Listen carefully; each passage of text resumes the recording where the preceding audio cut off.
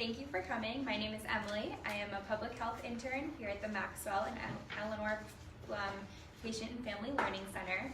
Please be aware that Mass General will be live streaming and recording this presentation on social media. You will see Mass General staff members filming in this area. Mass General staff are trained in patient safety and privacy. The staff will not interfere with the presentation. Patient questions can be written down and a member of the Blum Center will ask the questions after the talk. Before we begin, you were given a survey as you came in. I would like to ask for you to please spend a few minutes to complete it before you leave today. It will help us obtain valuable feedback on what you thought about today's program, as well as help us plan for future programs.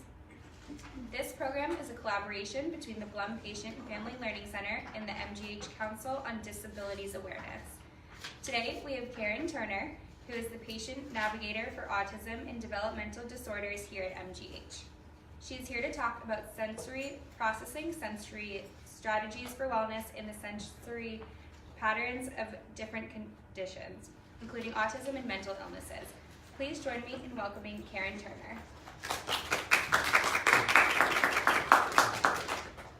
Hi, thanks so much for joining us today. I just want to thank the Blum Center and thank the Council on Disabilities Awareness for inviting me to do this presentation.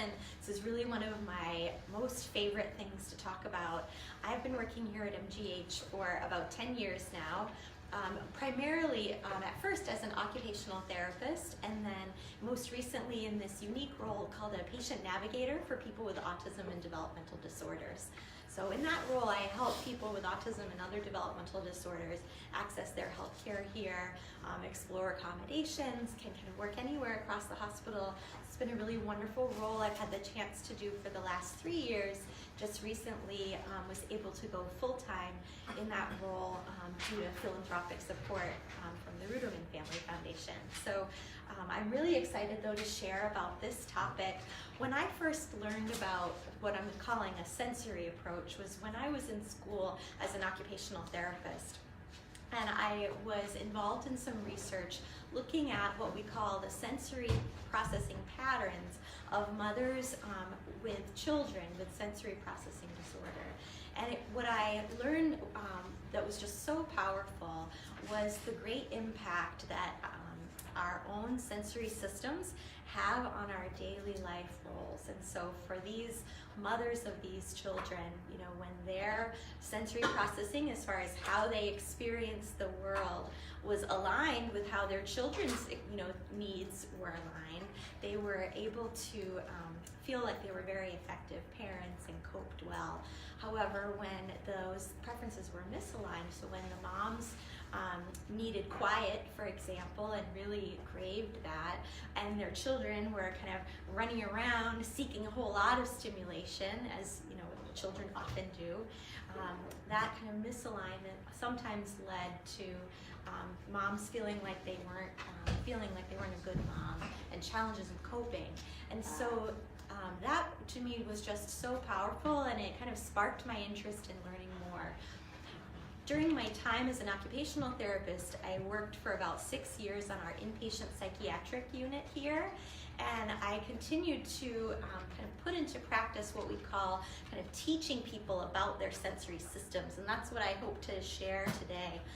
And it was just so empowering for me to see the changes that would happen when people started to recognize how they could use their bodies and their senses to change their mood, to change their energy level, and as a coping tool. And now in my navigator role, I continue to see the power of being aware of sensation and sensory experiences, as it's often through how we create accommodations for the patients with autism that I work with that really allows them to access health care. So thinking about how can we offer a quieter environment?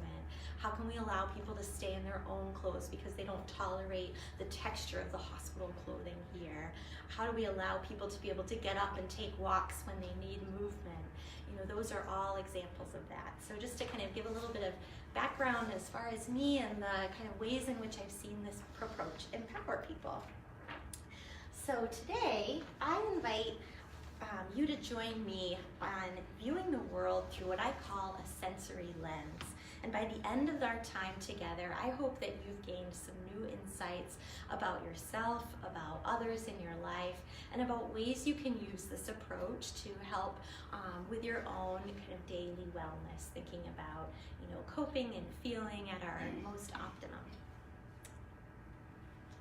The first step of our journey is to recognize that sensations are everywhere. From the busiest street to the most silent retreat, as you see depicted here, we experience the world through our senses. And for each one of us, our senses are very individualized, just like our fingerprints. And so I want you to begin to just think about the different ways in which you experience the world through your senses. We learn about the 5 senses: touch, taste, smell, vision, and hearing. And our senses are linked strongly in our brains to our memory and our emotions. So the power in this is that I'm guessing even as you look at these photos, you're thinking about experiences that you've had before or what this photo might feel like. So now that it's finally warm, maybe some of us have started to break out the ice cream again or go get an ice cream cone. And so that sensory experience of the flavor of the ice cream, the coldness, we can all relate to that, when we love ice cream, as I do. And also thinking about, the touch of grass or like a flower, the scent of the flower. This is just an example of the powerful neurological connections between our senses and our emotions. The thing about it, though, is not all of us experience these in the same way. Some of us may look at this picture of the person touching the grass and think, oh, wouldn't that be so nice and soft? Isn't that beautiful?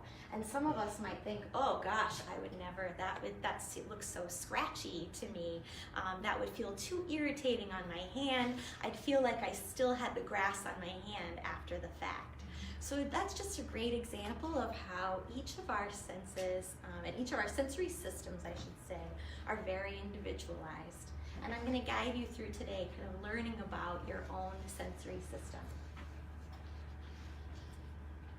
One thing to know, though, is that although we learn about those 5 senses and are quite aware of them, there are 3 senses which we often don't learn about when we're in school, and they're very powerful tools. So I'm going to tell you about them today. I call them the hidden senses. One of the hidden senses is our sense of body position. This is technically called our proprioception sense. This is the sense that we get when we pull or push our muscles against resistance. If you make a fist right now, you can feel pressure on the joints and muscles in your hand. And that's an example of your sense of proprioception. It's inside of your body, right? The sensation isn't coming as though like from a speaker for music or through our eyes, like as far as light, but the sensation is coming from the inside of our body. And that's what makes this sense one of the several that are very powerful. So the resistance can be subtle. So it can be as subtle as lifting our arms against gravity, right? You can feel the stretch of your muscles when you do that. But resistance can also be very strong, such as lifting a very heavy weight. And I love this photo because I think it's a great example of kind of pressure against resistance. Some people seek this need this amount of pressure in their bodies in order to feel kind of most content and regulated. Whereas others could just get up and take a walk and be able to feel kind of just as regulated in their own optimal state. The next sense is our vestibular sense, our movement sense. And so this keeps track of where we are in space. Proprioception is kind of our body positioning. Our vestibular sense tells us kind of, are we upside down, right side up, rocking back and forth. The receptors for this are inside of our head, kind of right near our ears, and they tell us how our head is moving. Again, sensation can be subtle. So it can be as something as they're activated when we gently rock in a rocking chair, but they're also activated when we're on a roller coaster and are going very fast. They're activated if we hang upside down on the jungle gyms, or even if we're just taking a walk. And again, this is a sense that can be very sensitive, where we each have different preferences. So some people may remember very fondly, oh, I loved hanging upside down. And some people may think, oh man, every time I hung upside down, I felt nauseous. Or you know what, riding in a car, I have to ride in the front seat because I get too nauseous with all of that movement. Those are just examples of how we differ within this system. And again, the experience is experienced inside of our body, right? That's why it's called an internal sense. And then finally, we have what I call our organ sense, or this is called interoception. So these receptors are located inside of our bodies in our organs. So in like our stomach, our heart, our intestines, our muscles, they're all over the place. They help us to recognize internal states. So it's our interoceptors that let us know when we're hungry, when we're in pain, when we have a need to use the bathroom, when we're too hot or too cold, if our heart is racing, if we're breathing quickly. And so our interoceptors are also very closely linked to our emotions. And part of what I'm going to ask you to do today is start to use your interoceptors to become more aware of your current state. And so I'll get to that in just a moment. But first, I just want to review that we've talked about these hidden senses that I call called our internal senses that are experienced inside of the body. It's our position sense, our movement sense, and our organ senses. And again, they communicate closely with brain structures that help to regulate our mood and our arousal level. And again, but what's very empowering is we can use these senses in order to improve our well-being. So we can change our mood, shift our energy level through choosing activities that activate these senses. And I have lots of examples for you. So I'm going to give you a step-by-step process now of kind of how I would recommend you go about experimenting with this,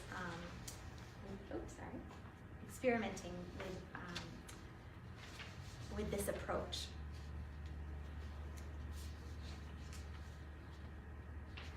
So the first step is for you to become aware of your own current state. And so we're going to think about, how does my body feel? How does my mind or my thoughts, what are they like right now? What emotions do I have? And so I want you to even just right now take a moment and think, how does my body feel? Does my body feel tense anywhere? Does it feel relaxed? Am I hungry because it's lunchtime and I'm here, Or am I satisfied because I just ate? Am I achy from being at a computer or running around all morning? Or am I still kind of sluggish and need to get up and take a walk in order to feel, knowing that might help me to feel a little bit more alert? So thinking about your body. Then thinking about your mind. What are your thoughts like? Is it easy to concentrate on me right now? Or is that difficult for you in any way? Do you feel fuzzy-headed at all? Are your thoughts wandering? Do you have worries? Again, this is just this idea of kind of tuning in to what your thinking is like. Then finally, what emotions are you feeling? Do you have any worries? Do you feel content? Do you feel excited to learn about this approach? And then finally, think about how, your state, right now you're thinking about your state in this moment, but compare that to kind of what it felt when you first woke up this morning, what it typically feels like for you after you've, had your lunch, and it might be what we call sometimes that afternoon slump, what it feels like in the evening, or sometimes people are night owls and like kind of are at that most alert state. One way to think about this too is this idea of that we're on a continuum as far as how alert we feel. And so there's the idea of this kind of feeling centered or balanced. This is when we feel calm, alert, able to focus easily, Emotionally, we feel in control.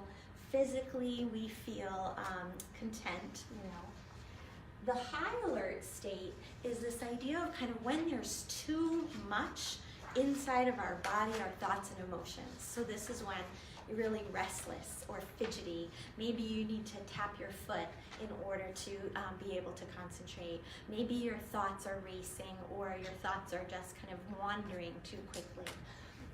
Maybe emotionally, you have your mind on something that happened earlier today and you feel a little kind of revved up. That's this idea of this kind of high alert state. The opposite of that is the low alert state. That's when physically we feel sluggish and tired.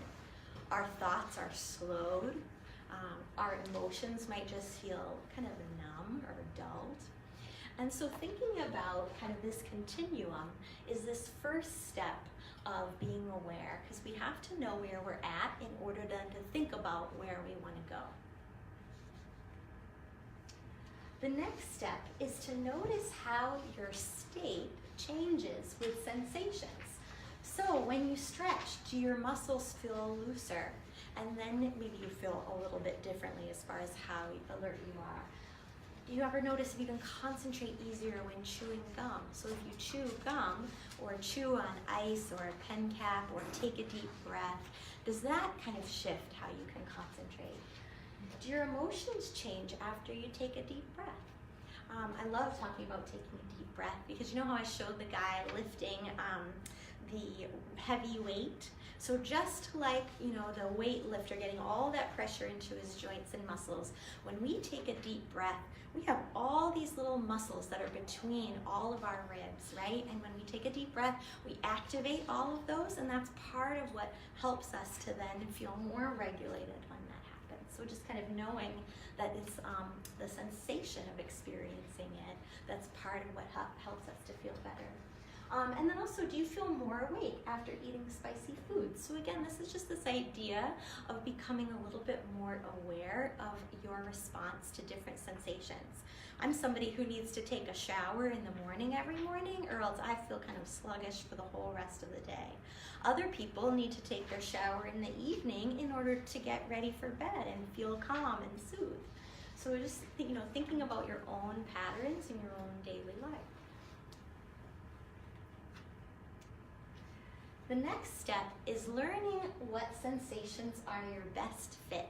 So just like you would want to have your nice suit customized, or your beautiful dress customized and have a perfect fit for you, thinking about your own sensations is the same way of thinking. You want to think about yourself a little bit as an explorer and identifying, okay, what do I think works best for me?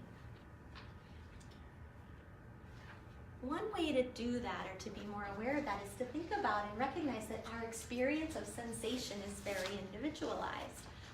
I bring the subway here every day, and so oftentimes, because I'm in rush hour, this is kind of what my subway experience is like for me. Tends to be up close with people. Sometimes I can sense smells of other things, whether it's coffee or food or people. Sometimes someone brushes up against my arm. I sense the motion of the T. I have people that I've worked with before who can't tolerate this, where it's so uncomfortable, it's literally painful for them, that experience is. And so therefore, they make decisions based on when they travel for the tea to look like this instead. And so just to share, this is this idea of being where our experience is very individualized as far as what we need.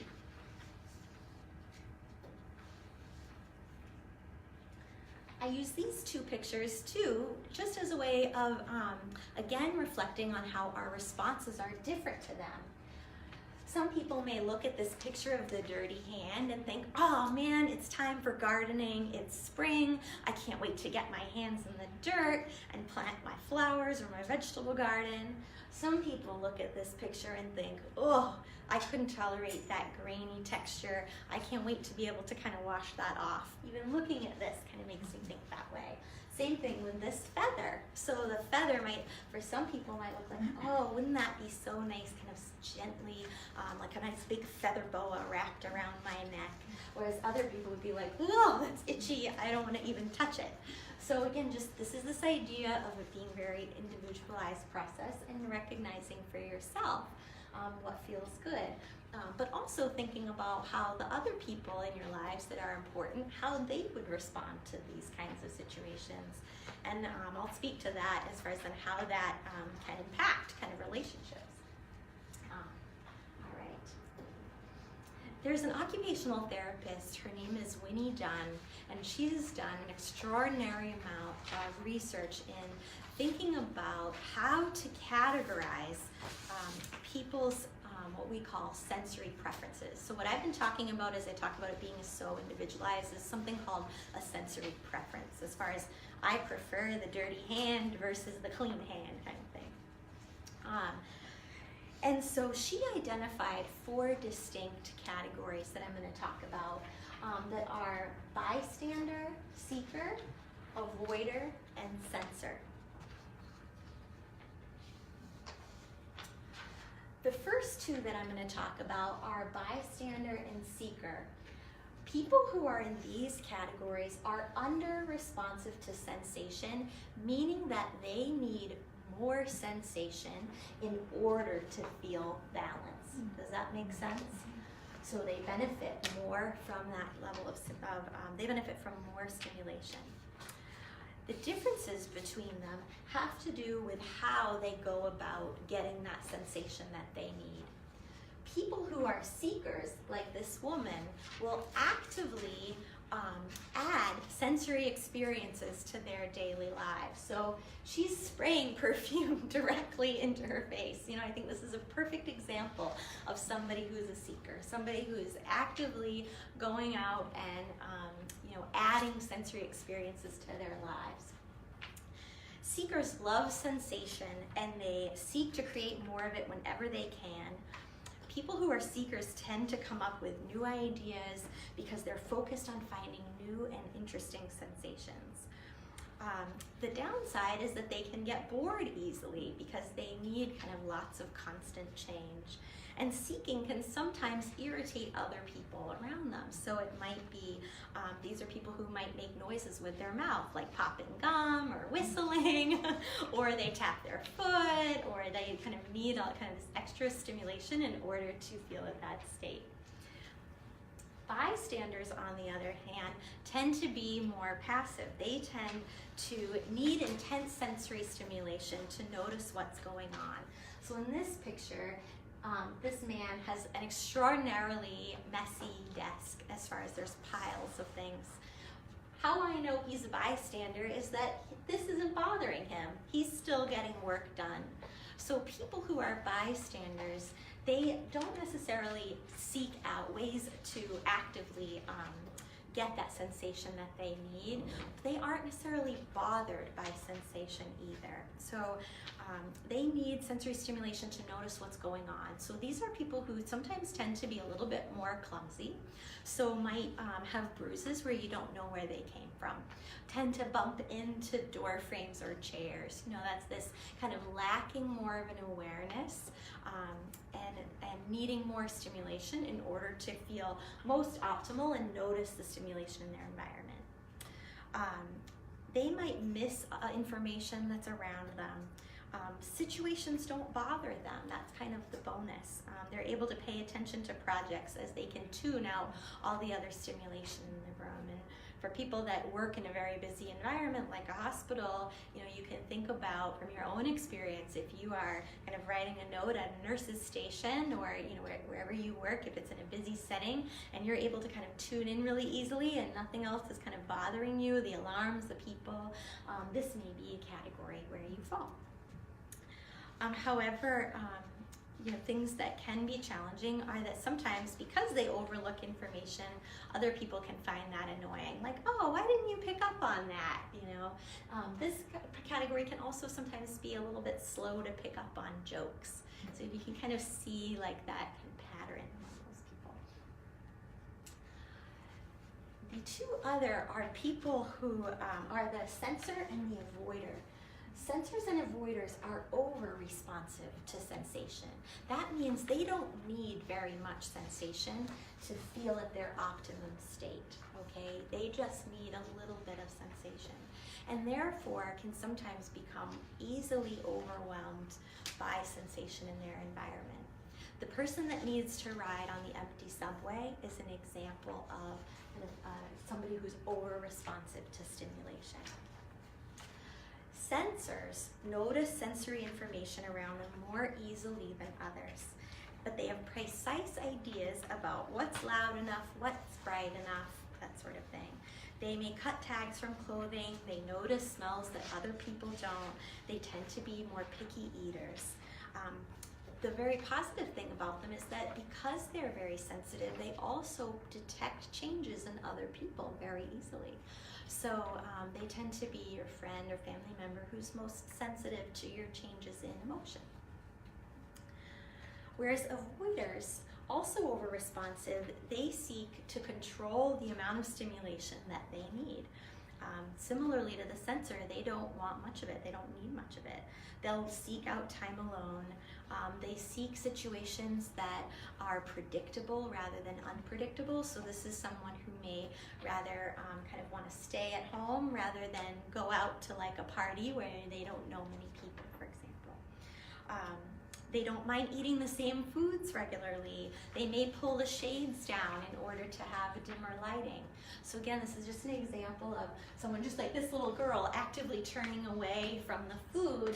She's, actively making a change, whereas this person just kind of tolerating the input, but reflecting on it.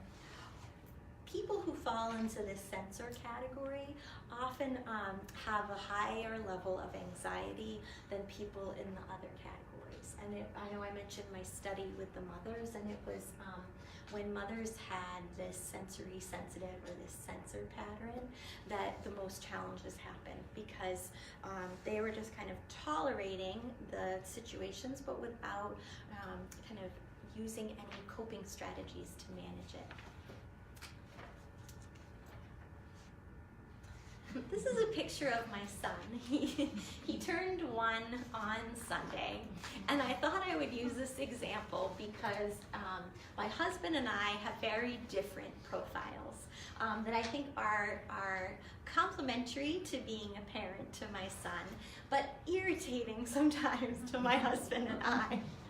So I fall in the bystander seeker category. I tend not to notice stuff piling up. So you can see my very messy cabinet right above my son. I was like, oh, you know what? I didn't even realize it looked that bad until I put this picture in this PowerPoint. So that's just a good example of kind of my difficulty with noticing sensation. I also am not bothered at all by my son getting really messy with his cake and frosting. And I didn't include a picture, but I also put frosting and cake all over my face so we could have a selfie together too. And so and being an occupational therapist and appreciating sensory, I'm like, oh, go nuts, this is gonna be awesome, My husband is the total opposite. He is in that avoider sensor category. So while I'm kind of mushing stuff on my face, he's like, ah, there's no way, that I could do that. When he feeds my son, he tends to be a little neater, and so I've been encouraging him to be messy, but I'm also trying to practice being a little neater too, so we don't have to give my son a bath every night. As far as our parenting styles, I'm very lucky. My husband is a stay-at-home dad with my son. He is very good at predictability and routine because he needs that in order to feel comfortable and in control of his environment. So part of the challenge that happens is I am very good at flexibility. So I don't mind if we stay up a little bit later sometimes, especially if I tend to get home a little bit later. Whereas my husband then worries very much about my son's routine. And no, he needs to stay on a routine and get in bed at a certain time, which I also recognize is very good for kids. But this is how we tend to kind of get irritated at each other a little bit sometimes, and it helps me to think about just how different our own sensory preferences are in order to kind of take a step back and think, you know what, both of these approaches are ways in which my son kind of benefits from having a little bit of both. So this is just an example of how sensory preferences impact relationships. Earlier on in our 20s, I used to be annoyed that my husband didn't want to go out partying like at the bar, so I would just go out alone with my girlfriends and some of their, boyfriends. And I'd be like, okay, see you later, and he would have the most delightful time at home, like playing video games and all of that. And so I think, once I learned about this approach, I was like, oh, I totally get it now. I totally get it now. And so I think it's made me a better wife as well, and friend. And parent. So the last step, so that most recent step, what I was talking about, was kind of starting to become aware of your own patterns, right? And now what I want you to do is to start to experiment with curiosity. So wear those kind of sensory lenses and start to think about, okay, what's my alertness state? Do a little check-in with yourself throughout the day. Try a strategy. I have lots of them on the next few slides. Reflect on changes that you experience to your level of alertness, as far as how does my body feel differently after eating spicy food, are my emotions any different? Is my thinking any different after I take a walk? Keep track of which strategies are most centering for you, but also when they're most helpful, because the strategies we need will change depending upon the situation that we're in, right? Like if we're highly stressed about something, we need different strategies than if we're just like a little bit sluggish or sleepy, kind of waking up in the morning. And just start to think about stay attuned to changes in your own alertness state, especially as you experience new and everyday sensations. So think about, hey, after I brush my teeth, do I feel any differently? After I have my cup of coffee in the morning, when I get home and I can take off my work clothes and get into my pajamas, think about kind of how those then affect your alertness state and how you can then use them to your advantage when you need them. I have several slides that have a boatload of strategies. This is from a worksheet that's online at this link here called the Adult Sensory Motor Checklist, put together by TherapyWorks. These are examples of strategies for taste and textures. So these are kind of things that you put in your mouth, bite, chew, flavors. So drinking, think about how, do you notice a change when you drink a milkshake? If you chew gum or eat popcorn, whistle while you work, eat a pickle, drink coffee, eat chips in a spicy dip, chew on your pen cap, fidget, that's not fidget yet, sorry, this is like fidgeting in your mouth, so like chewing it, because what this is doing is activating those small joints and muscles that are in your jaw, which just like that weightlifter, those are those kind of proprioceptive position senses that are very powerful because there are internal senses. Here's examples of strategies to try for movement and resistance. Maybe it's just doodling while you listen, right? That's a smaller movement versus riding a bike. Maybe just shifting in your chair is something that you typically do. Shaking your body parts, stretching, yard work, sitting with your legs crossed, all of this is providing that kind of pressure into your joints and muscles. Even as I stand here, I can feel pressure through the joints on my feet. I'm sure you can, as you sit, can feel pressure through your spine and your hips. These are examples for touch. So, if you fidget with your hair, drum your fingers on a table, fidget with a pen or pencil. I'm one to kind of play with jewelry all the time, my earring, my necklace, maybe you have things that you fidget with. Taking a cool shower or a warm bath, thinking about temperature as far as your skin too.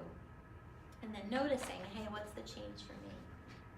These are examples for vision, watching a fire in a fireplace, a fish tank, looking out an open window, watching oil and water toys, those are the ones that you can turn over and then they'll, shift back through together. But think about how you react to different colors of lighting, like a rose colored in the room, fluorescent lighting, sunlight that comes through your bedroom window versus if you're somebody who needs the blackout shades, a cluttered desk or room when you need to concentrate. Is that something that bothers you or not? Thinking about sound. So, try being in different kinds of environments and notice how you respond to those as far as your sensory system. How do you react to scratching on a chalkboard, waking to unusual noises, trying to sleep with noise outside, listening to other people hum or humming yourself. Humming is another one that is creating vibration through those joints and muscles, but also sound for you too. You can think about different experiences that you have and break them down. And then finally, I have a couple of slides that are just a little bit of an introduction to sensory processing differences that are related to different conditions, and there's a whole lot more out there. The studies that I looked at used so Winnie Dunn made a questionnaire called the Adolescent Adult Sensory Profile, and she has a book called Living Sensationally that has a version of the questionnaire in it if it's something that you want to try for yourself. These studies looked at those 4 kind of categories that I talked about and compared them like, okay, how does someone who has depression versus someone who doesn't have depression, doesn't have mental illness, someone with autism versus a neurotypical person, someone with pain versus someone without pain. One thing to know is that there's increasing amounts of research and evidence for there being an actual sensory processing disorder. And so this is when people have unique sensory systems that can't be explained by any other condition that they have. And it's Lucy Jane Miller, another OT, estimates that at least 1 in 20 people in the general population may have a sensory processing disorder. And they have found actual physiological differences in the ways that those people's brains process information and the tracks in the brain that communicate when they looked at children with sensory processing disorder versus those who are typically developing. And you can think of it as like sensory processing disorder is really just like this traffic jam that prevents parts of the brain from receiving information needed in order to kind of efficiently and correctly interpret sensation. As far as people with autism, around 94% of adults with autism rated at least having one of those 4 categories I mentioned earlier. One of the interesting things to know is that sometimes when you break it up by sense, we might be sensitive or like a sensor in auditory, for example. So we might be very sensitive to sounds, but we might crave movement as far as being a seeker for movement. So our pattern, although I presented them as 4 different profiles, can actually be different depending upon each individual sense that we have. So, adults with autism had at least, 94% had at least one of those categories and often more. But an interesting study showed that the intensity of the difference as far as how problematic the sensation was to them changed as they aged. So it became less bothersome as they aged. Just this one particular study looked at that. And I will say that is something and I've worked now with around 300 people with autism or some other developmental disorders too. And it is often the younger folks, so people in their 20s or their teens that I've worked with, or children, that tend to have harder times here in the hospital in medical settings compared to older people in their 50s, 60s, and 70s that I've worked with. It's not always true, but it is a pattern that I've observed too. As As far as people with ADHD, which is attention deficit hyperactivity disorder, they also had atypical responses to sensation in all 4 of those different categories, sensor, bystander, seeker, and avoider. And over-responsivity was associated with anxiety for them. People who had sensor, avoider, and bystander patterns often, when they experienced pain, had a different perception of pain compared to people who were sensory seeking. So just to share that for some people in these categories, their experience of pain was greater or higher. People with depression, again, those 3 same patterns correlated with a reduced quality of life. People with obsessive compulsive disorder were found to have more likely the sensor and avoider patterns. And people who have experienced post-traumatic stress, sensor and bystander patterns were associated with intrusive thoughts. So just to kind of share, I know this kind of takes it to like another level with thinking about different conditions, but just to be aware of that, sensory changes and experiences can also be related to conditions that we have in our lives. And I think what's very good is that there's things that we can do about this, right? Just like I taught all of you the strategies and ways to think about your own state and ways to kind of change your mood, change your alertness level. These are strategies that all of these people can benefit from as well. So finally, I just want to say thank you for your time and attention today.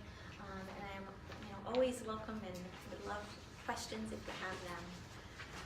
And I hope that this was useful and you can take some information away.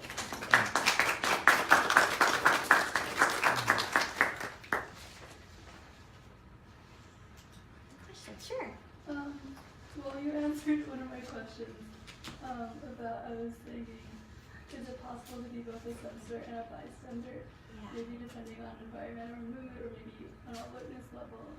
Absolutely. Yeah, absolutely. And like I said, between sense. Also, so you kind of broke it down by condition, but what about comorbidity? Are there patterns of like, oh, people have like this triangulation or that? Like, are there stereotypic? Like how that then impacts the comorbidity of like medical and psychiatric issues, or yes, that's how. So oftentimes a lot of the studies, what they're looking at, there are other studies that then look at comorbidities of other conditions, particularly when it comes to things like anxiety, for example, and the relationship with like, when someone has, let's say, autism, but they also have an anxiety disorder, how that then affects their potential kind of profile. So someone may still be a sensor, but they may rate higher within that, or they may rate even higher, like more sensitive within that sensor category. Or someone might, for example, be like an avoider, but may rate on the higher end of the spectrum within the avoider category. So yeah, I know it's a great question, and there is a lot kind of out there looking at different things like that. I hope that helps. Yeah. The name of the tool is called the Adolescent Adult Sensory Profile. So if you put in that name with whatever condition you're interested in, I found it really easy to find different research articles looking at it, and it's a tool that came out, I believe, in 2002. So it's been around for a little while now, and I think that, but there's a lot. The more recent things are looking less at, I had like OCD and they have this particular pattern, but now like there was a study that I saw that even looked at when people have depression and particular patterns, how effective were psychiatric medications in changing their, so like even their sensory profile impacted the impact that medications had on their perception of like their mood and depression. Which was really neat. Yeah, sure, you're welcome. Thanks for asking. Yeah. So how about for individuals who don't have a condition? Do you have any tips for caregivers, parents, working with individuals who may have sensory preferences? Absolutely. So I think one of the things to think about is this first step of thinking about what your own needs are, and then also identifying if you're a caregiver or a parent, thinking about kind of what are the needs of the other person that you're taking care of. And then working to explore, okay, where are there challenges that are happening within your caregiver role? Is it related to a particular activity, for example? Is it so like, let's say you're caring for an older parent and there are some challenges that are happening around bathing, for example. Is there something around the way that it's being done that's creating a challenge, So like if the person, let's say it's an older person who has dementia, it may be touch is now interpreted a little bit differently for them, or maybe what they need is to be able to focus is a higher intensity of stimulus. So maybe you add lavender bath soap, with the bath to help with keeping focus on the task. Just kind of thinking about it in that way. So that's how I would recommend kind of going about if you're, typical person, using this framework to help you with challenges that you might be experiencing in those roles or when working with someone with sensory differences. Yeah, hi. So I think I'm having a difficult time with the binary of like seeker, bystander, and then sensor avoider. Yes. Because I often think of it as this high intensity, low intensity center that you referenced earlier. Yes. And the example that's coming to mind for me are my overstimulated clients who then get really soothed by like an essential oil. Yeah. And that sounds like seeker, but also like sensor because they're overstimulated by senses. And I'm just wondering how you would describe that experience. So I think what you're seeing is that your clients are overstimulated. Mm-hmm. There's some kind of sensation that has led them to become overstimulated. Mm-hmm. However, for their sense of smell, there is something that's particularly soothing or not overstimulating in that sense. So that sense for them is the one to access to help them feel calmer. Mm-hmm. It doesn't necessarily mean that because a sensation feels good that you're a seeker. It has more to do with that maybe let's say they're an avoider or a sensor, so let's say I'll use the broader category. So they're over-responsive, so it doesn't take much. Mm-hmm. So they might just need a little bit of essential oil in order to feel calmer versus like covering their arms and legs and face and all the rest of it. So I don't know if that helps with thinking about it. And I think that's where it starts, when we think about how it looks in daily life, that's where it starts to be a little bit more helpful to think about each sense and how we or the other people respond to certain senses. So it could be that, they've walked through the hall of Mass General that's like extremely visually overstimulating, auditorily overstimulating. They come to your clinic or your office where it's, quieter environment, less visually overstimulating, and now they get to access a sense that for them is continuing to help them to self-regulate. Yeah, sure. But no, I think it's a great question because I think that question also speaks to how helpful it is to not use these categories to just generalize and think, because someone's avoider means that they shouldn't have any sensation. That's definitely not the truth at all. It's just more thinking about the amount that they might need in order to reach that balanced, optimal state. I hope that helps with thinking about it. It took me a couple of years to feel like I kind of got it in my own brain itself, So I would love, feedback as you give feedback on your paper today, around, how it was presented, if it was something that felt easy for you to understand, or if there were concepts that were still tricky, because it's something I would love to continue to refine as far as thinking about how to make this accessible to people, because it's so empowering. I get so excited, and then sometimes I like to call it like I start to nerd out, I get really excited about the details and then could sometimes get wrapped up in it. So. you so Thank much. you so much. Yeah, sure. My pleasure. Thank you